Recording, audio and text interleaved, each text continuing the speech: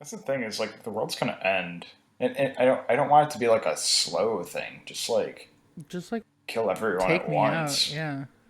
Yeah, because like if you leave, like let's say like a Thanos situation, half of life is wiped out. It's like the amount of tragedy. Like yeah, sure you can rebuild, but like I don't know, is it worth it? It's not.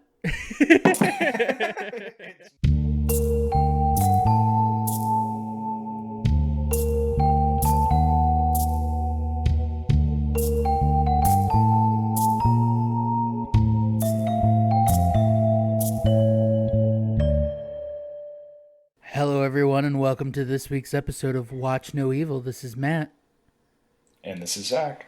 and today we're talking about the 1981 American classic The Evil Dead, starring Bruce Campbell as the titular Ash. Produced by Bruce Campbell, obviously, because he had to levy his family home Co-produced. for it or whatever. But it was directed by Sam Raimi, and it was written by Sam Raimi as well. Another movie that is based off of a short film. So this is our third short film movie in a row, Zach. Isn't that crazy? Oh yeah, it's in a row too. I That is know. kind of crazy And though. it's not intentional. It's just we watch the movie and then we find out later that it was based on the short film that came before it. Right. Our selection process is not. Good. That's one word that you could use. I was gonna say like it's not planned in any way. So Unintentional. yeah, it's completely on a whim. We're like, Yeah. hey, The Evil Dead's on Netflix. Let's watch that. Yeah, it's mostly about what would pair well against the previous thing. What is something that is, an icon, an American institution that you need to see? What's something new that I haven't seen? We're just sharing movies at this point. And also trying to fit them within the parameters of if it was a short film beforehand, of course. Exactly. Yeah. Anyways, yes, Ash is, I guess you could say, the titular character. He's the main character, I think is a better way of putting it. So, did you have something to say about Ash, or you just mentioned that? I'm just mentioning him as the title character. He's Right. important to the series. He's the only one that quote unquote lives. The only one that actually makes it through the film. He's Kind he's of. really odd. He's really downplayed. Like he's watching all of these horrible atrocities occur to his friends and to himself, and man, he's really got that paralyzed with fear aesthetic, and then sometimes the like crazed aesthetic to him. But he's very odd in context. It's in a way sort of indicative of the camp or the comedic tone that this movie became popular for. And like he just has kind of like weird reactions to things. Like I think it's when Shelly, when she's like biting her own hand off, when she's like, all zombified and everything, he just kind of you see him in the background just kind of looking uncomfortable. He isn't literally like scared. He just looks uncomfortable. He's like, Right. why is she doing Yeah. that? It is pretty funny. And he goes through basically no character arc in this film. It's just constant terror. He has to drive Cheryl out for like half a second, but then, comes back, and then as everything is like going to hell around him, he's just sort of half nonchalant. Like when his girlfriend comes out and she's sort of possessed by the what I've been calling the clown demon. He's just sort of like, okay, well, if you just sit there, like, it's fine, we'll be cool. But also, damn, he is weak as hell.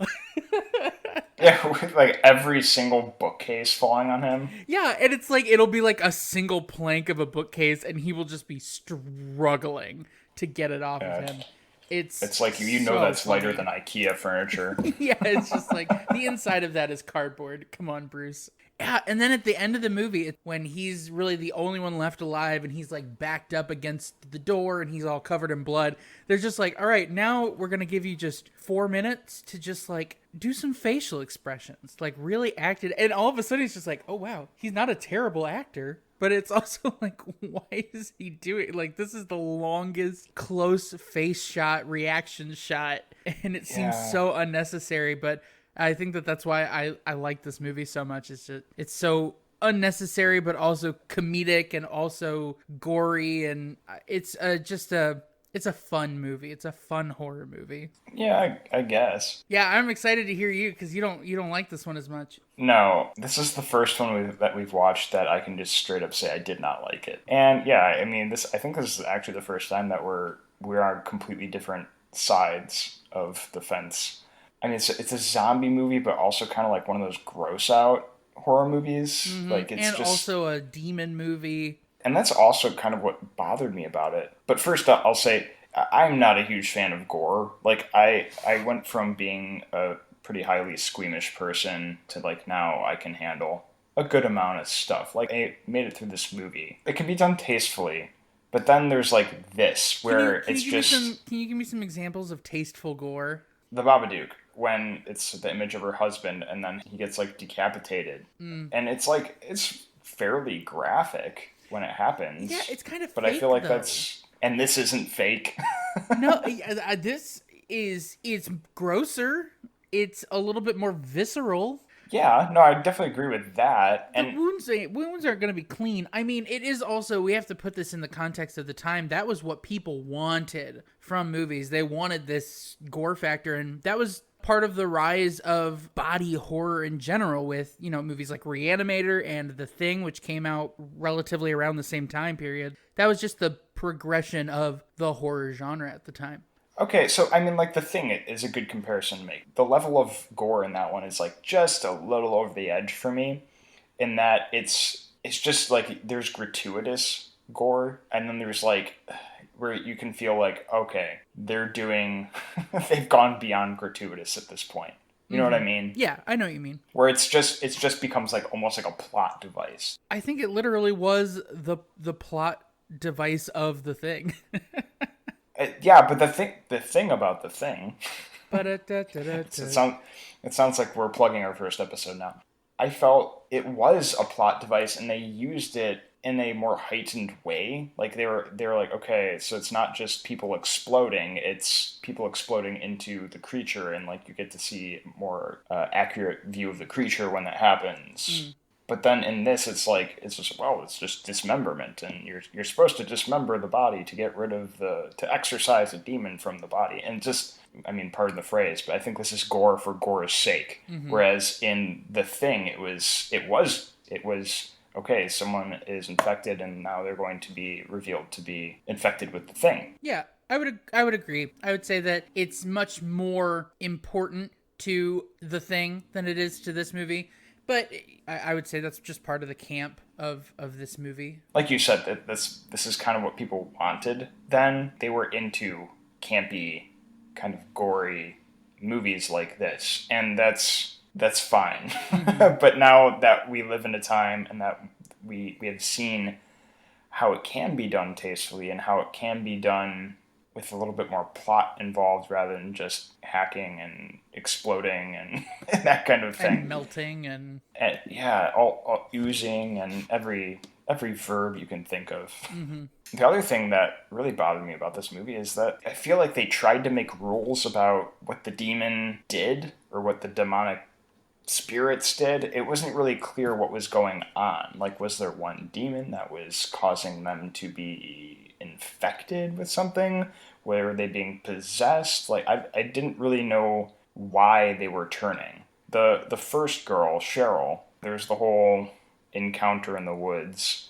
And I guess that could be explained away as like the woods planted something within her that caused her to turn or zombify or whatever you want to call it. But then after that, I feel like we didn't really see what happened to Shelley with Linda. It was like she got stabbed by a pencil and that somehow transmitted whatever allowed the demon or whatever. I see it. I don't even know what to call it. I don't know if it's a demon or a zombie or that's my problem with it. And I feel like they tried to set these rules up with the book because they got Ash reading from the book in the beginning, and then they've got tape of the guy reading out of the book as well. And he kind of, the guy who wrote the book, like kind of explains some of these rules of, I don't remember what he says about the dismemberment, but something about that and that they aren't truly dead and whatever. I feel like they try to make these rules, and then the rules just kind of don't matter. No, I totally get what you mean. And I think they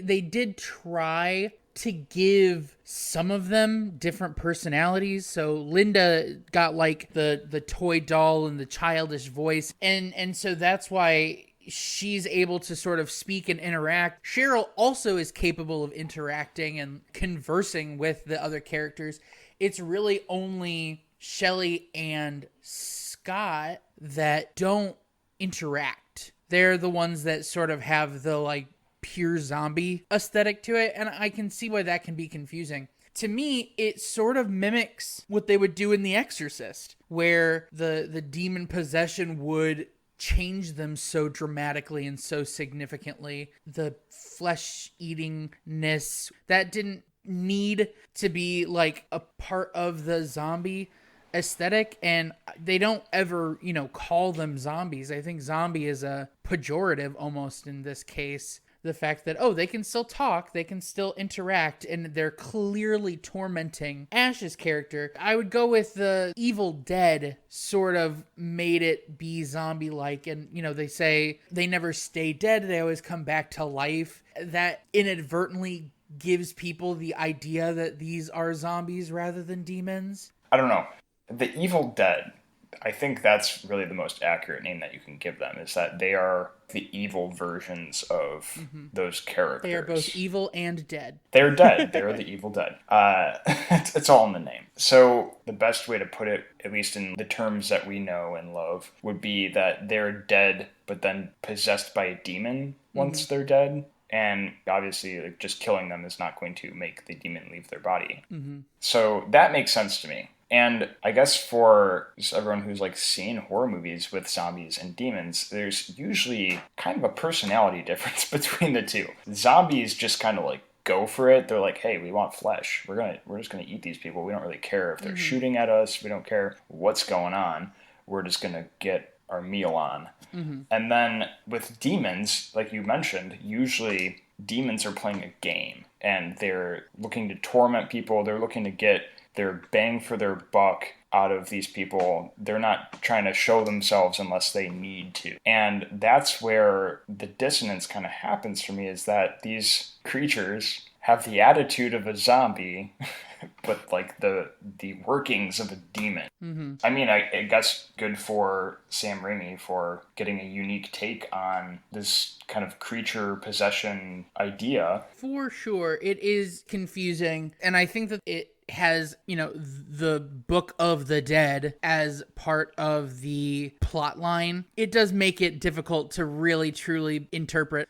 There's a level of sentience to demons that, again, this makes me think of The Exorcist and the way that it's playing the games. The thing about those games are, it really is confusing who is being played with, specifically because they treat Ash, Bruce Campbell, as the subject of the game, because he is the one that sort of lasts through everything. He's the one that they really taunt, and they pretty much effortlessly take over every other character in the film. My wondering about that is how much it has to do with him being the one responsible for sort of bringing everything up, grabbing the tape player and playing the tape in the Book of the Dead and reading from it and whatnot, that makes it so that he is the boundary line, much like the professor whose voice is on the tape is being tormented by his wife who is possessed, because his wife gets possessed, he doesn't get possessed. It's, in a way, a punishment for the person who revives the demons, quote unquote. I guess. It sounded like the professor was doing research or something, and that's basically what caused it in his situation. I mean, I just want to know if he's where did the funding come from, Zach? I think it may have been a kind of a solo thing, like maybe a sabbatical. Yeah, he went on sabbatical. He's just like, we don't want to work in the institution. We're going to go to this cabin in the middle of nowhere, totally separate from the rest of society to like figure this out, which is, it's important that they do that because otherwise the evil would be unleashed on the entire world, yada, yada. But like, Was that just a 1980s thing that he could just run off and and do all this research? Because where did they even find the book? That whole thing, I was just I was just watching. I was like, where did they get the funding for this? Didn't he mention that he like found it on like some expedition Yeah, or something exactly. like that? But like, who Okay. funded the expedition, Zach? Yeah. Are they going to be upset that he took their book? Yeah, this doesn't feel grant funded to me. Yeah, just imagine him writing the letter of intent for this. Right. So this may resurrect some demons, but it's all for the sake of science. It's really an. I bet he was more like an anthropology professor. Anyways, we're getting a little sidetracked. Okay, so it's definitely like Ash is the tormentee because they like make a big deal out of like you weren't able to protect your sister and then like your girlfriend and all this stuff. And at some point he does say like, "Why are you tormenting me?" or it's something like that. And these horror movies sometimes they shine the light directly on the thing that they want you to see. Yeah. And that's that moment when he says that. And I do agree with that. But also, I wonder if the events of the movie would have happened regardless of if he had brought the book up and if they had listened to the tape anyways. They do show when they're listening to the tape the fog swirling around like as if something's happening. But also they made a big deal out of the clock. The clock stops before they even find the tape, and Cheryl's hand, where she like has her hand gets like possessed and she draws the book. That happens before they even do that stuff. So I wonder if that even really mattered or if it was just another like kind of creepy thing that happened in the plot. Ooh, interesting point. I think that it sort of goes back to just the principle of possession movies, that there has to be some sort of invitation for further control. I mean, yeah, you're totally right. Like, why didn't the demon just do harm immediately? Well, it could be that maybe it was a weaker one that was trying to get them to find the book to let stronger demons into the cabin. There's a lot that could be said about it, and that's the thing. They never say anything about it. So I think a lot of that is just interpretable. That's my problem. Because we've seen signs. We felt like, okay, they tried to explain everything away. And I feel like a good horror, thriller, mystery movie, you got to strike a balance. You got to leave the audience with some mystery by the end. Right. And you can run the gamut on this. You can leave them with quite a bit of mystery. You can leave them with almost none, kind of like Signs. But with this, it was just so much. There was like you said, nothing was explained. And that's really, besides the gore, that's really my issue with it. If we're going to have this bloodbath happening, I at least want to know why it's happening. You know, with this film in particular, that might have been one of the reasons that it was so popular, is that it's just a mindless horror movie. It doesn't Well, that's certainly why it's frightening. Yeah, it doesn't have any of the like conventional plot points at all, even. It really is just to say, here's some blood, here's some gore, here's some fighting. Have at it, audience members. I mean, it does sort of play into the camp factor of it that I think people like Roger Corman or William Castle would use. They would just create these things for the sake of the shock value rather than for the point of the story. And in the case of this movie being sort of empty in terms of exposition, that gave a lot of people the opportunity to sort of interpret at their own pace what was going on. And I think that that's why people like this movie. I don't think that people thought that this is a groundbreaking film. I think that it's sort of one of those movies that is so bad that it's just fun. It doesn't need to have a message. It's just sort of fun. I can see why people like it. With the unknowing of what's going on and why is Ash being tormented and why are they all being zombified or demonified or whatever. Possessed? Possessed, that's the word. I'm sorry, I'm thinking about other things.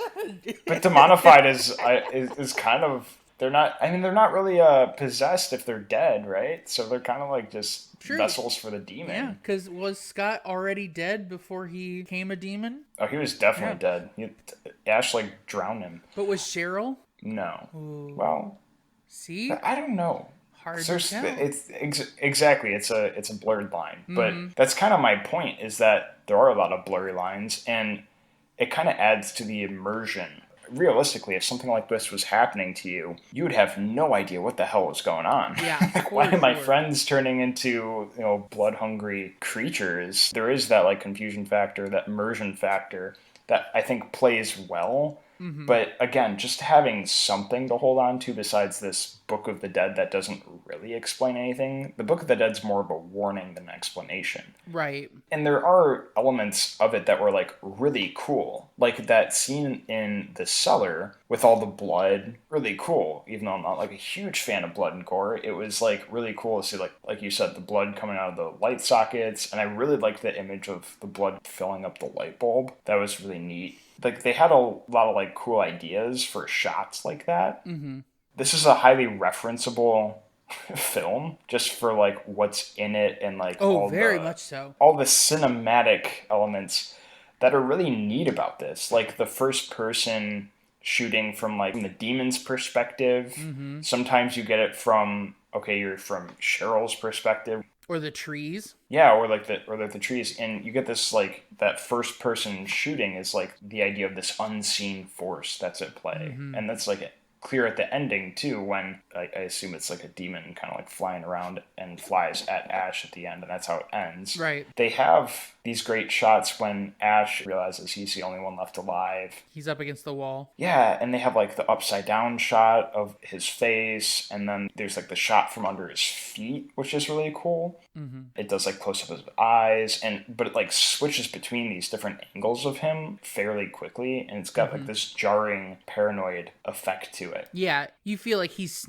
losing it. Right, and that adds to the immersion. I think that's something that this film does really well. Mm-hmm. They have a lot of good images, and I feel like all these images could tell a story of we're what's expected really to at play get all here. of the backstory from the professor's, lectures that we have to listen through the tape player. I think that there are a lot of interesting shots too. One of the ones that I picked out was when everybody's gone and Linda's necklace that he gave her is lying on the ground. The chain is made into the shape of the face on the book, because it's supposed to suggest that it's sort of permeated everything. And the fact that they switch between, live Linda and demon-possessed Linda, it takes the necklace on and off depending on which one she is. So I was wondering if that was actually a device they planned on using, or if it was just a continuity error.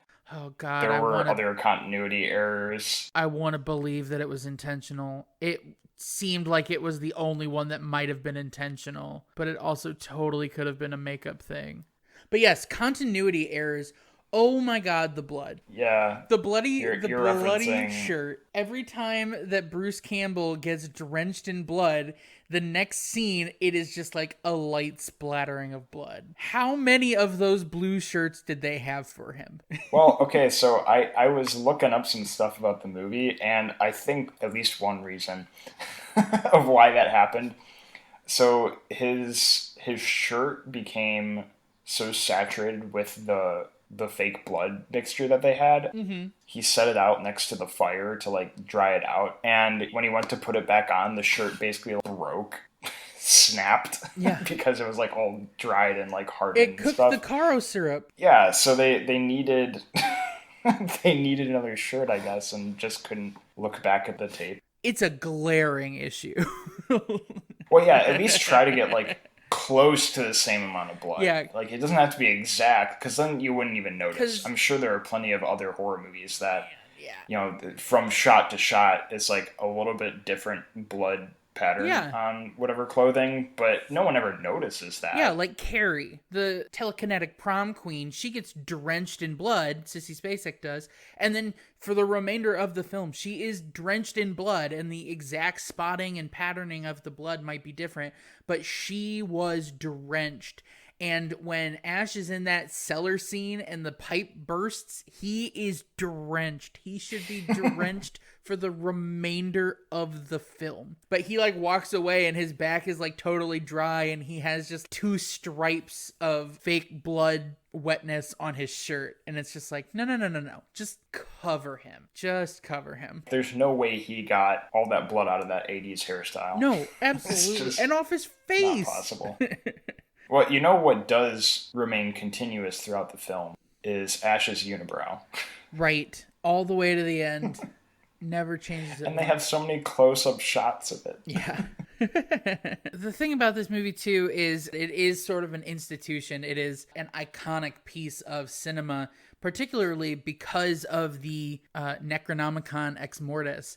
And interestingly, I thought it was funny that its original name is the Naturamo Demento, but it later became the Necronomicon Ex Mortis because it was the Book of the Dead. That is so heavily referenced, as well as the like idea that it's Kandarian demons. But the burning of the book is one of the things that I wanted to talk about. And I'll get to my point in a second, but what do you think that the book's purpose was? So there is like the incantation in the book, right? So that seems to have awoken at least some of the demons that are present here. And I think that's part of it. It is bound in human leather, and it's got the sort of pseudo face on the front of it. Is the book a demon? The book itself? Yeah, the book itself. Or is it just like a style guide for a demon? I think it's more of a functional style guide because there's got to be some reason why it's bound in human flesh and written in human blood. I feel like that's kind of like the words within the book live within, like they have to have this human vessel. It almost feels like a ritualist item,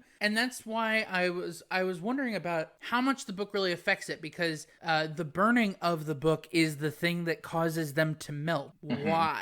Why does it cause them to melt if the book is not the demon that is controlling the like offshoot demons? I think it's more of where they draw their power from. I don't think the burning of the book really defeats the demons. I think it just kind of strips them of their ability to inhabit the human bodies. I wonder how much of the containment of the demons is bound to the book. Is the writing of the book as sort of this ritualistic item the thing that allows them to come into the world? When they burn it, the demons melt, but it doesn't completely kill them because there's still some stuff that happens afterwards. Yeah, they like rip their human suits off. They're like the demonic claws. Exactly. And so it's a really interesting take on the book and where the book gets its power from. Yeah, no, I feel like when you bring the Necronomicon into play as a plot device, it implies a historical significance to it. Right. Even beyond Lovecraft. Maybe they explore that in the sequels, I don't know. Yeah, well, in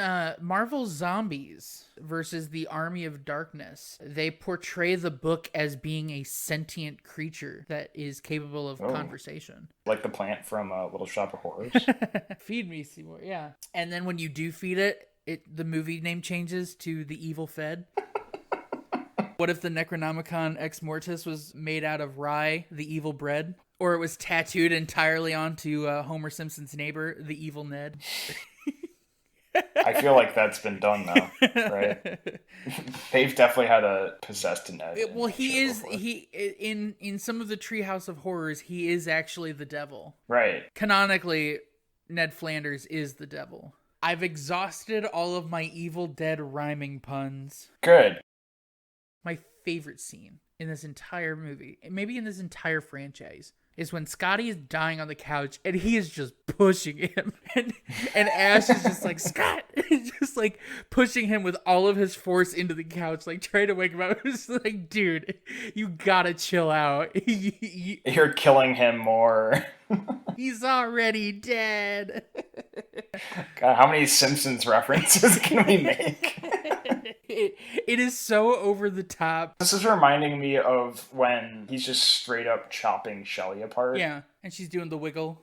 And her body's like twerking. Yeah. Like I get why the arms were kind of like shaking around because it's like, oh, it's still kind of alive, and it's the demon is like leaving the body, but then its ass was still shaking around. Yeah, twerking 9 p.m. to 5 a.m. the twitching hour. this demon is like, oh man, I had like this one taste of life, but I'll be damned if I'm not going to go out twerking.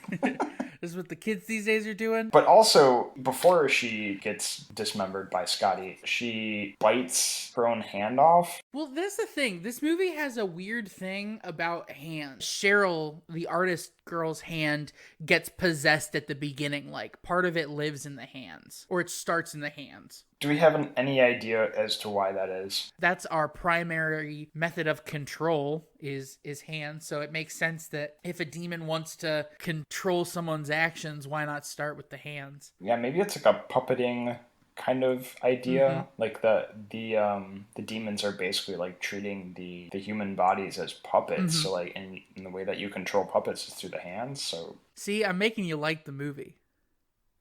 I mean, now talking about it, I will admit, talking about it, I do like it a little bit more. But It's just so dumb.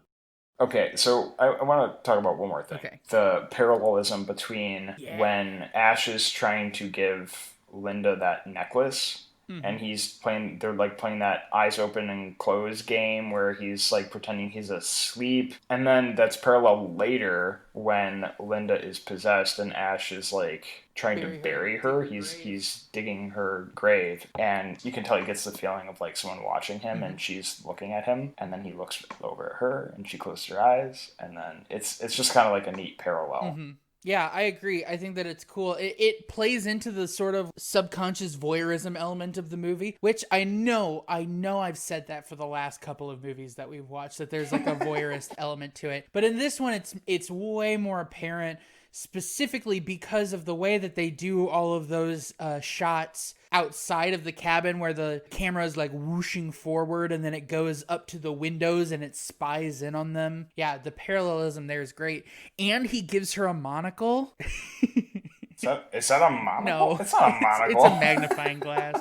Yeah, it's just a big old piece of glass. It's one of the things that they had left over from the contacts that they used. What does she need to magnify? What do you think? I think, because I read this in the wiki, that they were going to use the magnifying glass as a plot device to use the sun to burn the book when the sun came up. And then they realized that was a dumb idea. I thought that would have been way cooler, because then that gives the magnifying glass like a purpose. Oh, for sure. But the thing about that, Zach, is how long would it take for that magnifying glass to heat up that book enough to set on fire? Well, also that would require the sun to be up, and they imply that the demons cannot function when that's going on. So yeah, you mentioned like the watching of like when they're doing the shooting from outside the cabin. They like go to each window. They did that a couple times. And what I thought was cool about that was that in each room the lighting was different. Yeah. It gives you this feeling of compartmentalization. Yeah, for sure. It tells you the order that they die in. Oh, really? In I didn't reverse. notice that. You know what's interesting about this movie compared to the other movies that we've watched? This is, I think, the first movie that has a higher body count of women than it does men. I thought that was interesting that there was a particular difference there, especially for the time period and in such a male dominated field. You typically have a final girl instead of a final guy. It's odd that Ash is the one that survives this, because if you think about like Halloween or Nightmare on Elm Street or Friday the 13th, it's usually the final girl that lives. And in this case, they gave Bruce Campbell final boy rights. I think that may have been because he was the only one willing to stick it out for the entirety of filming. Yeah, he was the only one left, but also I think because his powerful involvement with Sam Raimi, the producing of the film itself, plus his name's Ash, and the fire is what destroys the book. Oh, dang. Okay, do we want to do Trivia. Okay. So when I was writing this, I was like, I'm not feeling this movie. So going along those lines, watch No Evil Dead. Oh, I like it. That's a good one. Follow us on Instagram. Subscribe to that YouTube. Subscribe to Plug our YouTube. plugs. This episode's sponsored by Campbell. Because Bruce Campbell. Damn it, I was going to say indoor plumbing, but the heir to the Campbell fortune. All right, what do you got for me? Oh, okay. First question. During the scene where the characters are listening to the tape, the original script called for them to be doing what activity? Smoking marijuana. You are correct. Did you already know that, or just guess? I did know that. Okay, that is what teens do in the 80s. So, yeah, so for some reason, what they did when they filmed the scene that way is they're like, hey, we're actually going to have these kids smoke Oh weed, God. like actual real Oh marijuana. no. And they became uncontrollable. Obviously, they didn't take the scene seriously, they didn't take their acting seriously. So they're like, you know what? We're gonna reshoot With this. this And I don't movie? know why they just didn't Wow. have fake weed. Okay, next question. So you already mentioned fake blood being made of Caro syrup, but it's also red food coloring. And what other substance? Caro syrup's the thing that makes it thick. Red food coloring is the thing that makes it red. I have no clue. You're actually close with Cream, milk. It's creamer, coffee creamer. non-dairy creamer. It's non-dairy creamer. You got it. I was thinking about what gave it the like sheen. Okay, so Caro syrup is like the most common blood thing. But the thing that made me think that it was some sort of milk is that it's got sort of that like viscous sheen to it. But why they didn't just use, well, they probably didn't use milk because they didn't want it to go bad. Right. They didn't want that smell, probably. They had enough And smells to worry about. yeah, and they also wanted to make a reference to the song by Third Eye Blind, Non-Dairy Creamer. Well, it's interesting too. I feel like they used just the dairy creamer for some of the like zombie spitting scenes. Because there are a couple scenes where they Oh, spit out yeah. like white Could comes be out it. of the limbs, and you're just like, oh, it's bone juice. Instead of Caro syrup, it's marrow syrup. Next question. The filming of the movie was almost as nightmarish as the plot of the movie itself. Why was this? Um, because Sam Raimi was actually possessed by a demon. No, it was because they all had to. They like lived in the cabin, and it was like a real shitty cabin. Like the cabin that they used to film it was also where they lodged, and it was as terrible in real life as it is in the film. Yes, you're exactly right. No plumbing or heat, so the actors and cast often went days without showering. They all got sick because of the cold. They actually were burning furniture, Oh, which may have been why they decided to destroy so many of the bookshelves. Like, hey, we're going to burn this anyways. yeah, I noticed that they were mysteriously disappearing throughout the film. It was pretty sparse to begin with, but like throughout the course of the film, you're like, didn't they have like a bunch of bookshelf debris all over the floor? Like, whatever happened to the bookshelf debris? Wasn't there a couch before? Why are all these sleeping bags around?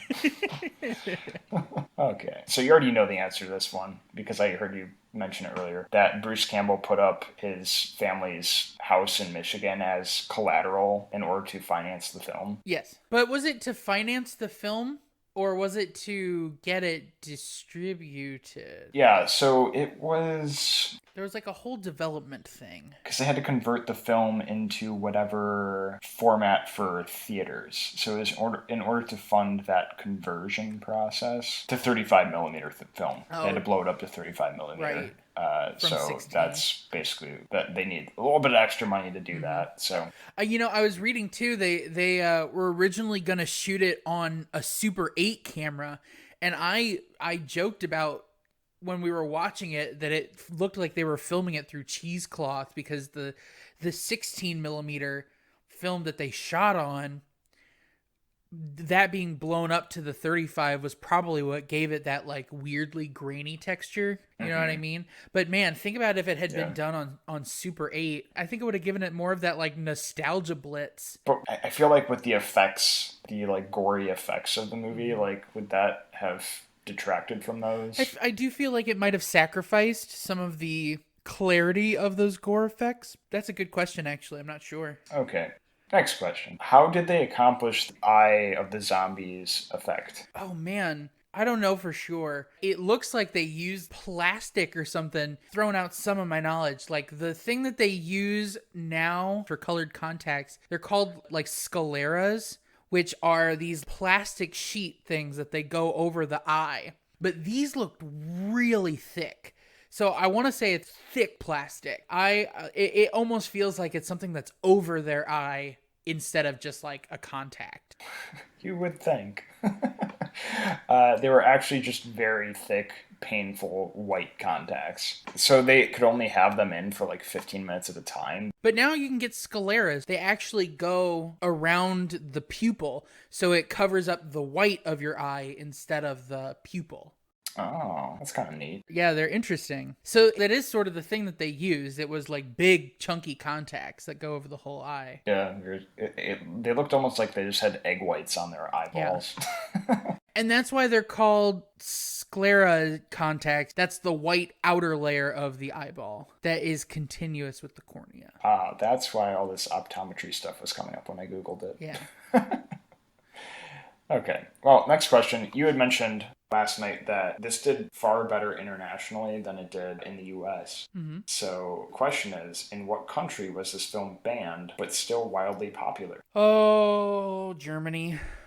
Because it's was always Germany. It's the same thing with Rocky Horror Picture Show was banned, but still became super popular until it eventually became like mainstream. In Germany, I feel like they are sometimes really fascinated by American culture. Like, they love jazz music over there. Mm-hmm. Well, do you think that that has anything to do with the fact that it was considered degenerate art for a good chunk of the beginning of the 20th century? Yeah, I mean, I think that as a country, they were like in their teenage rebelliousness phase after World War II, because they're like, we weren't allowed to do all these things. You banned this. I'm gonna watch it.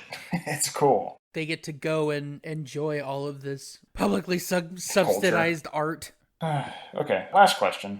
Who endorsed the film and thus ensured its theatrical success? I have no clue. Do I get hints? Is it a spooky guy? I thought you were going to know this one, Is it honestly. Stephen King? That makes me think that it's Stephen King that you said that. Yeah, it was Stephen King. I thought you were going to know that one because it's like straight up on the cover of the movie. It's like a quote from Stephen King being like, "This is the scariest movie I've seen this year." It was only because you said you were surprised I was going to know it. It was like, okay, who do I know things about? That would have been a long time ago too. I mean, he really wouldn't have been as popular as he was, would he? Oh, yeah, this was 81. Well, Carrie was his first novel that was published under his name, which was 74. But Carrie the movie, that does make sense because his first film, Carrie, was 1976. So yeah, he would have been known. He was up and coming. Yeah, because he would have been known at that time for film stuff because of Carrie and Brian De Palma working with him. Well, and just for horror. Yeah. Well, because he really reinvigorated the genre of horror as like a pop horror medium. He is in many ways responsible for a lot of the diversity that we have in horror, especially outside of the slasher genre, because he did do some stuff that could be considered slasher-y. But, I mean, you look at films like Carrie, which does have some supernatural, or The Tommyknockers, which is sci-fi, The Dreamcatcher, Firestarter, which, controversial opinion, Zach, Stranger Things is just a ripoff of the Firestarter book. I mean, I'm not really a fan of Stranger Things. If 11 in Stranger Things had pyrotechnic powers, it would be the exact same thing. I remember seeing the original trailer for Stranger Things, and when the Stranger Things logo came up at the end, and with the font, and I was like, did Stephen King write this? Because it was the Stephen King font. Yeah, the way that he does like a lot of his old school books. And they're making a remake of The Stand. They're going to do another The Stand, Zach. Oh, also, so I think we're pretty much done here, but did you see what came up on Netflix today? No, what? It's technically a completely different show now, but it's the sequel to Haunting of Hill House. Oh, really? It's The Haunting of Bly Manor. Is the Turn of the Screw. I'm gonna have to read that again. I mean, it's an old horror I have it novel. laying around somewhere, but yeah. Okay. Anything else? I'm good. I'm out of it. Okay, so we're going to take a week break next week. No episode October 19th, but we will come back the following week for our Halloween episode. So bear with us, enjoy the break, maybe listen to an old episode. Listen to a different podcast. We don't care. Watch a horror movie. Listen to one of ours. Don't listen to Zach. Everybody go back and listen to the Sleepy Hollow podcast again. Or for the first time. Actually, instead of listening to a podcast episode, go and watch Silence of the Lambs. I've been talking to people ever since we did that episode, and I'm really surprised how many people have not seen that movie, despite it being as iconic as it is. So go watch Silence of the Lambs. They need to know of Clarice's journey. Go watch a horror movie. It's October. and this is a wrap on episode 11. Thank you for listening to us today. This is Zach. And this is Matt. And we will have another episode in 2 weeks.